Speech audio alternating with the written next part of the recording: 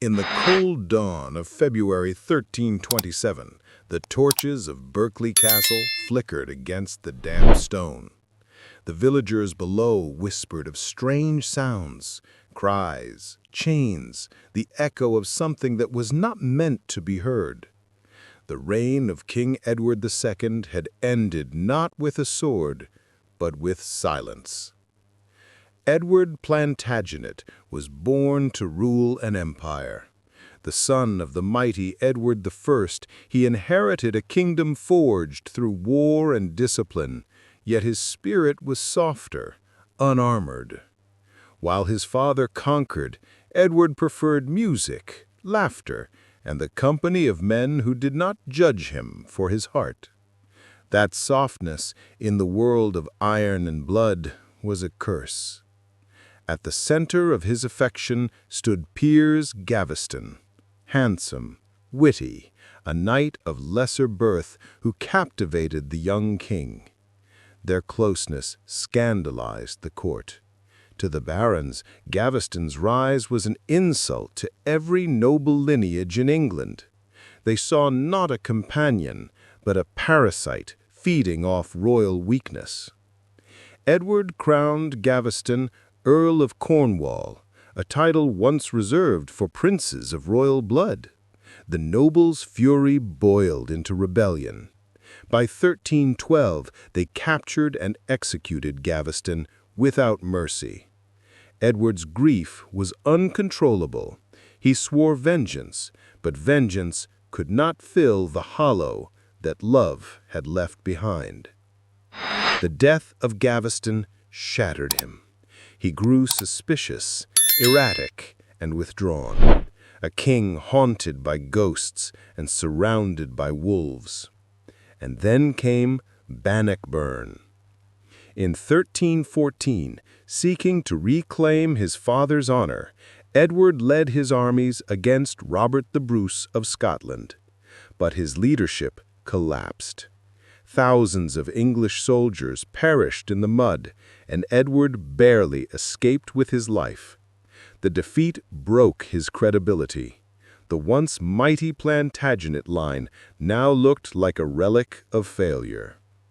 The king's power slipped away like sand through trembling fingers. As England's economy faltered and the nobles tightened their grip, one woman began to step into the light. Isabella of France, Edward's queen. Isabella had once been the perfect royal bride, beautiful, clever, the daughter of France's most powerful monarch. But Edward had never truly loved her. His devotion now belonged to another, Hugh Despenser the Younger, a man far more dangerous than Gaveston. Despenser was cunning and cruel, and his influence over the king was absolute. Together, they ruled England through fear. Noble families were stripped of their estates, rivals were executed or exiled, and the treasury was emptied into Despenser's hands. Isabella herself was humiliated, her lands confiscated, her servants dismissed, her title mocked. But she was no silent victim. Beneath the calm grace of a queen burned the blood of the French royal house. When she was sent to France on a diplomatic mission, Edward assumed she would obey. Instead, she found Roger Mortimer, a fugitive lord who had escaped the king's dungeons. Their alliance was born from vengeance and desire. Isabella and Mortimer gathered soldiers, money, and influence, weaving rebellion beneath the banners of love and justice. When they returned to England in 1326, their army was small, but the people rose to greet them. The nobility turned, one by one, abandoning the disgraced king. Edward fled across the countryside, dragging the Despensers with him. He once was a monarch. Now he was prey. Despenser was captured first. The mob demanded blood. His execution was deliberately monstrous, a warning to anyone who might follow in his steps. They mutilated him, carved away his arrogance piece by piece, and left his corpse for the crows. Edward was captured soon after, a king without a throne, betrayed by wife, people, and destiny. They brought him to Kenilworth Castle, where he sat in darkness, his crown stripped away by Parliament's decree.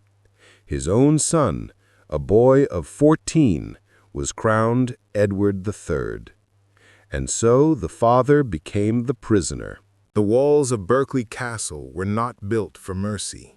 They were meant to hold monsters and to create them. Within those damp corridors, Edward's cries faded into the stone. He was watched day and night by men who had been ordered not to let him die, but never to let him live. The cell was carved like a tomb. The stench of rot filled the air. They fed him spoiled meat and left him without warmth. Rats nested near his feet. The silence broke him more than the chains. Outside, the kingdom moved on. Isabella and Mortimer ruled in his name, but their power was fragile. Every noble in England knew the truth. While Edward II still lived, the throne was not safe. And so the whispers began again, of a quiet end, an accident, a death without witnesses. One night, the guards were dismissed. Two shadows entered the cell. What happened next remains the most infamous rumor in all of England.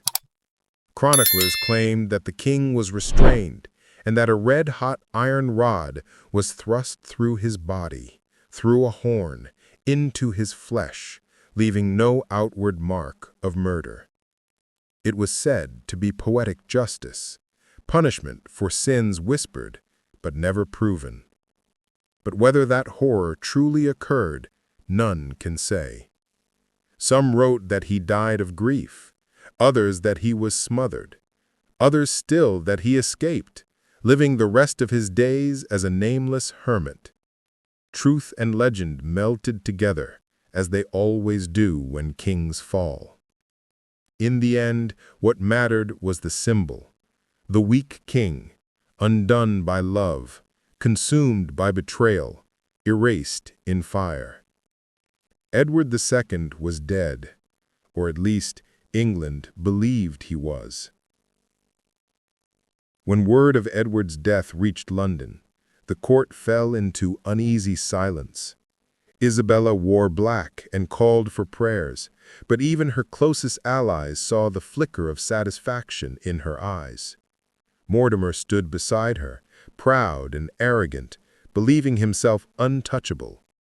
But power built on murder is power that trembles. Young Edward III grew, watched, and remembered. By the time he reached manhood, the boy king no longer smiled at his mother's touch. He knew what she and Mortimer had done. In 1330, he struck. In a daring coup, Edward III arrested Mortimer in his chamber and accused him of treason. Isabella screamed for mercy, but the son did not listen. Mortimer was executed, hanged like a common thief. The queen was exiled to a quiet castle, left to live with her ghosts.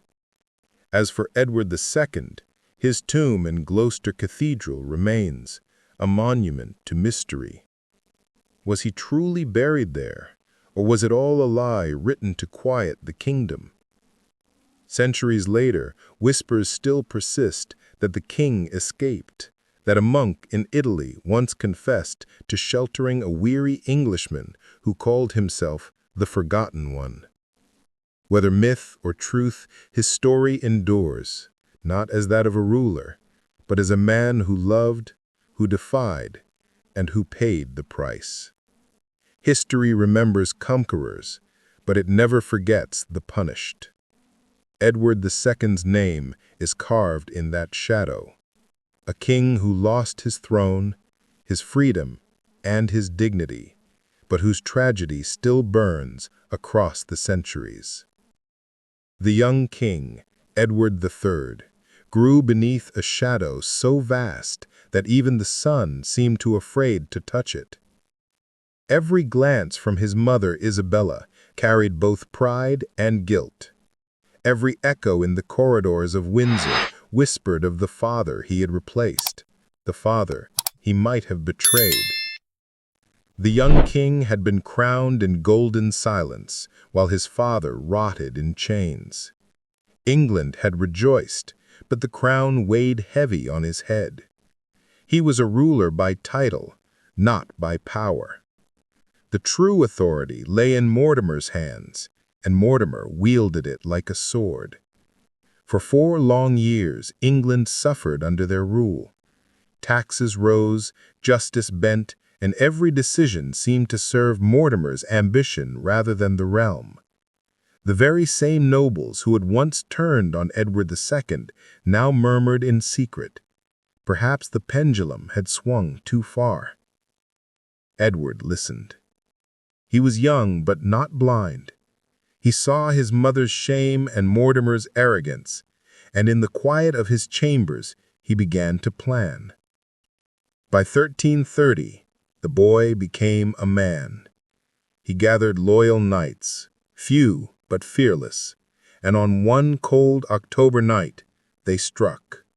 They burst into Nottingham Castle through a hidden passage, seized Mortimer, and dragged him before the new king. Isabella pleaded for his life. Edward did not look at her. He ordered Mortimer hanged. The message was clear. The era of puppets was over. As the noose tightened, Mortimer's final words were lost to time, but his downfall marked the beginning of something England had not seen in years: stability. After Mortimer's execution, England breathed again. The young king brought justice, order, and strength, all the virtues his father had lacked. But peace could not erase the question that still haunted the land. What truly happened to Edward II? For decades, the answer lay buried under stone and shame. The monks of Gloucester claimed to have buried the king in 1327, yet strange accounts surfaced. A letter discovered in the Fieschi archive, written by an Italian priest, described a very different ending. According to it, Edward II escaped from Berkeley with the help of a sympathetic guard. He fled across the Channel, wandering through France before finding refuge in Italy, living as a penitent hermit. The letter spoke of a man broken in spirit, dressed in rags, forever haunted by the ghosts of his past, but alive. Was it true, or merely a story crafted to soothe the conscience of his son or the guilt of his queen? No one knows. Yet centuries later, historians still debate whether the king's tomb in Gloucester holds a body or a secret. Some believe that Isabella herself might have arranged the escape, unwilling to bear the eternal sin of regicide. Others argue that Mortimer silenced him long before remorse could grow. Whatever the truth, the name Edward II would never again mean power, only tragedy. For the rest of her life, Isabella of France lived under gentle imprisonment. Her son, though merciful, could not forgive. She was given a comfortable estate in Castle Rising, a quiet place of gardens and sea wind, but no influence, no court, no throne. Visitors described her as elegant, serene, but hollow. She wore black for years, claiming to mourn her husband. Some nights servants heard her whispering in French, calling to a name long dead, perhaps to Edward, perhaps to the God she hoped would forgive her. When she died in 1358, she was buried beside her wedding ring, still wearing the habit of a nun. On her grave were carved simple words, "The She-Wolf of France," a title given in hatred, yet one she had earned, through ambition, rebellion, and survival. Her life had been a tapestry of love and betrayal, stitched with blood. And though she was gone, her legacy lived on, in the empire her son built and the legend that refused to die. Edward III became everything his father was not. He was decisive, commanding, respected by nobles and feared by enemies. He led England into the 100 Years' War, reclaiming lost honor and territory. His victories at Crécy and Calais restored the glory of the crown, and with every triumph, the name Edward was redeemed. But even as he conquered, the memory of his father lingered. The young king never spoke publicly of the old one, but witnesses recorded that he often prayed beside his father's tomb in silence. Perhaps he sought forgiveness. Perhaps he feared he had inherited the same curse. Because no matter how powerful a king becomes, he cannot escape the shadow of his blood. Edward III learned that strength without mercy breeds tyranny, and mercy without strength breeds ruin. His father had chosen the latter. As centuries passed, the story of Edward II transformed. Chroniclers turned him from a man into a symbol, the fallen king, the martyr of desire, the ruler who defied his age. Poets painted him as a tragic soul destroyed by forbidden love. Priests called him a warning from God. Each generation reshaped him to mirror its own fears. In the Elizabethan age, playwrights revived his name. Christopher Marlowe's Edward II portrayed him not as a failure, but as a man doomed by passion, a victim of the world's cruelty, not his own. The stage burned with sorrow and power, and audiences saw, perhaps for the first time, the human beneath the crown. By the 20th century, historians began to ask whether Edward's love for Gaveston was not sin, but courage, a defiance of a world that punished tenderness as weakness. And in that reinterpretation, Edward II found a strange redemption. The man once mocked as the unmanly king became a symbol of love's endurance against tyranny. The flames that once killed him became the fire that immortalized him. 7 centuries later, the tale of Edward II still burns, not as a tale of kingship, but of humanity. He was not the first ruler destroyed by love, nor the last betrayed by ambition. But few have left behind such a haunting question. What does it mean to be powerful if power demands you erase who you are? Edward II's tragedy lies not in his death, but in his life, in the impossibility of being both king and human. The fire that ended him, real or imagined, is the eternal flame of his story. It consumes pride, love, and cruelty alike, until all that remains is the faint light of a man who dared to feel in a world built to punish feeling. History, in its coldness, cannot kill that light. It flickers still, in paintings, in plays, in whispers across the ages. And somewhere beyond time, a voice echoes softly through the corridors of Berkeley. I was a king once, and I loved.